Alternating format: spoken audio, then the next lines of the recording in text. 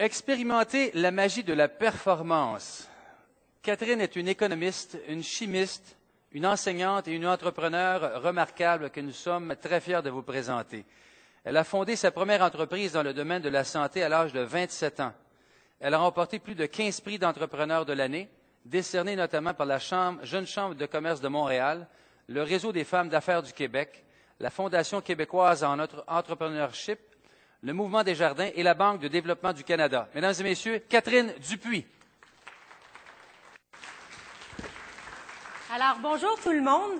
Je viens vous présenter, en fait, un programme que j'ai développé à travers les années en apprenant comme entrepreneur, qui se nomme les 12 pierres de la performance. Dans le fond, c'est les 12 éléments qui font qu'une entreprise ou un individu sont performants, que ce soit au milieu de travail ou que ce soit dans leur vie personnelle.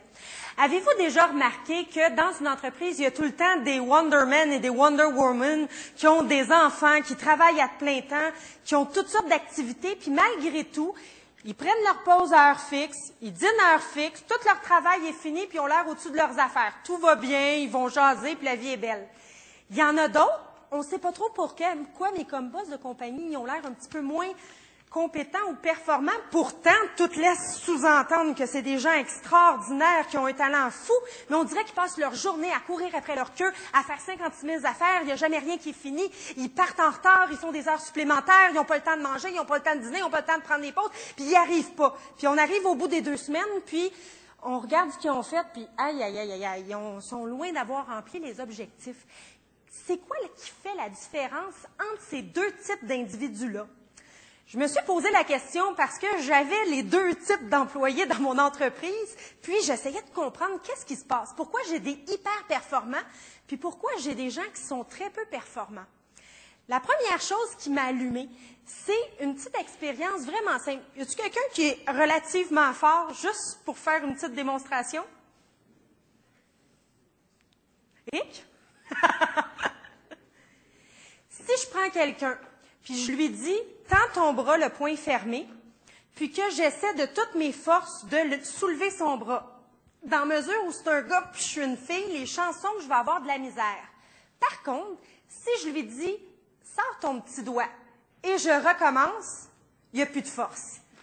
Une toute petite différence peut faire toute la différence. Un tout petit élément peut faire en sorte que quelqu'un qui n'arrive pas, qui est peu performant, devienne, presque par magie, très performant.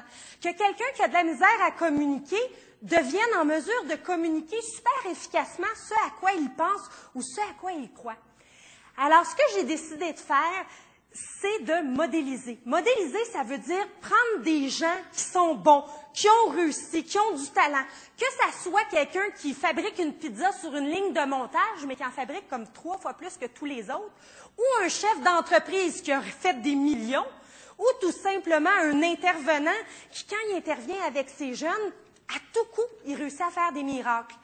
Alors, comment on fait pour aller extraire l'information de ces gens-là? Quelles questions on leur pose pour comprendre qu'est-ce qu'ils font? Puis, qu'est-ce que je pourrais dire de faire à mes autres employés pour qu'ils fassent la même chose? Parce que modéliser, dans le fond, on n'a pas besoin de tout comprendre pour utiliser. J'ai une petite anecdote. Un jour, j'aime bien Alexandre le Grand. Un jour, Alexandre le Grand se promenait dans le désert avec ses troupes. Puis il est arrivé face à un immense nœud super compliqué. Puis là, ses soldats lui ont dit, « Alexandre, ce nœud-là, il n'y a jamais personne de l'histoire qui a réussi à le défaire. Nous te mettons au défi, toi qui te prétends le plus grand dirigeant de la Terre, de défaire ce nœud-là. » Sans même y penser, Alexandre a sorti son épée, bang! Il a coupé le nœud. Il n'a pas essayé de comprendre comment il est fait, comment ils ont pu essayer de faire un nœud de même. On s'en fiche. Il n'y avait pas besoin de comprendre ça pour résoudre le problème, pour couper le nœud. Alors, c'est ça la modélisation, c'est d'aller chercher l'information sans nécessairement prendre 10 ans de cours que l'autre personne a pris pour comprendre ce qu'il a compris, mais lui poser les bonnes questions pour pouvoir savoir c'est quoi ces trucs, c'est quoi ces connaissances qui font qu'il est si performant. Alors, j'ai trouvé 12 éléments qui font toute la différence entre des gens qui sont plus performants et des gens qui sont moins performants. Le premier élément, c'est la définition des objectifs. Si on ne sait pas vers où on va, on ne pourra pas atteindre l'endroit où on veut aller. C'est évident.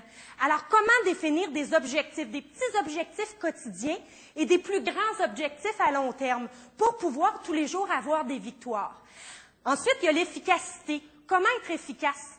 Il y a une méthode qu'un monsieur appelé Ivy Lee a développée, puis je mets au défi à peu près tout le monde. En appliquant cette méthode-là, on découvre qu'on peut pratiquement doubler sa capacité de travail, doubler ce qu'on réussit à obtenir comme résultat, tant au niveau personnel que professionnel. Il y a la productivité. Saviez-vous qu'il y a 40 lois de l'esprit que des sociologues, des économistes, des anthropologues ont découvert qui nous permet d'économiser un temps fou dans la vie pour faire ce qu'on aime? Alors, on va étudier la productivité, la modélisation, quoi poser comme bonne question aux gens pour extraire l'information qu'ils ont, puis leurs trucs. Ensuite de ça, on va tenter de comprendre la motivation. Fait comment on fait pour se motiver instantanément? Comment ceux qui sont hyper primés, hyper motivés dans la vie, qu'est-ce qu'ils font? C'est quoi leur truc pour les donner à ceux qui les ont pas? Il y a le réseau, les gens qui vous entourent. Comment éliminer les vampires d'énergie ou faire en sorte qu'ils ne soient pas dommageables pour soi? Comment bien s'entourer?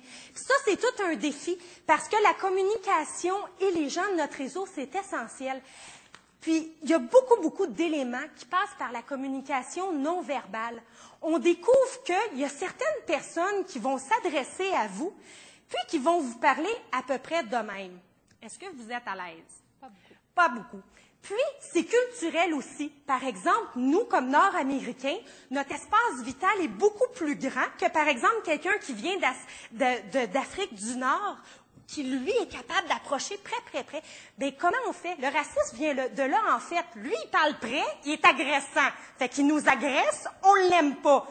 Pourtant, on peut très rapidement changer du tout au tout. Quelqu'un qui nous est viscéralement, complètement, on ne peut pas le sentir, on ne sait pas pourquoi, mais c'est viscéral, on l'a à l'intérieur. Comment faire pour pouvoir entrer dans son jeu? Comme dans ce cas-là, c'est très simple. On approche encore plus près, ils se reculent, c'est un réflexe automatiquement. Et ces gens-là, jamais plus n'envahiront votre espace vital parce qu'inconsciemment, ils ont compris, au lieu de les attaquer ou de continuer à ce que ça vous dérange, vous avez répliqué, puis pour le restant de votre vie, il n'y aura plus de problème à ce niveau-là. Par exemple, inconsciemment, quand quelqu'un vous le questionne, il ne veut pas partager ses émotions, il baisse le menton. Demandez-y n'importe quoi, il va vous mentir. Il ne vous dira pas comment il se sent, il ne veut pas le dire. Par contre, quelqu'un à qui vous parlez qui a le menton plus haut, lui, il va être prêt à communiquer ses intentions, ses émotions. C'est tous des éléments qui font qu'on peut communiquer efficacement ou que c'est plus difficile de communiquer avec les autres.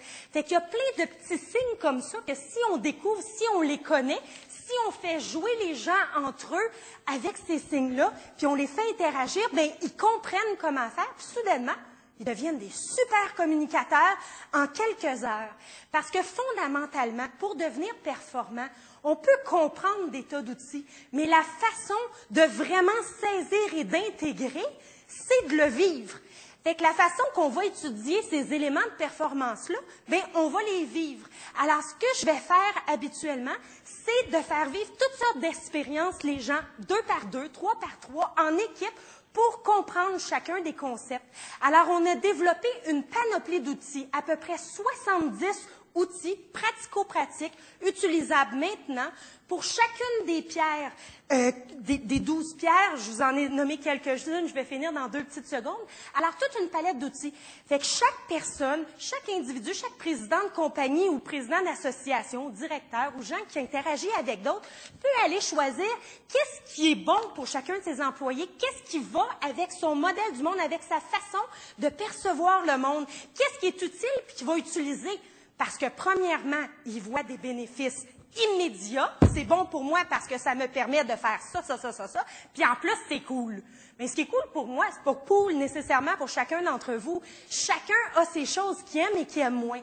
Alors, c'est de donner beaucoup d'outils pour pouvoir prendre ce qui est bon pour nous. Une autre pierre qu'on a évaluée, c'est l'énergie. Il y a des gens qui ont toujours plein d'énergie, puis il y a des gens qui ont moins d'énergie. Comment ceux qui ont plein d'énergie vont faire? Alors, c'est quoi leur truc?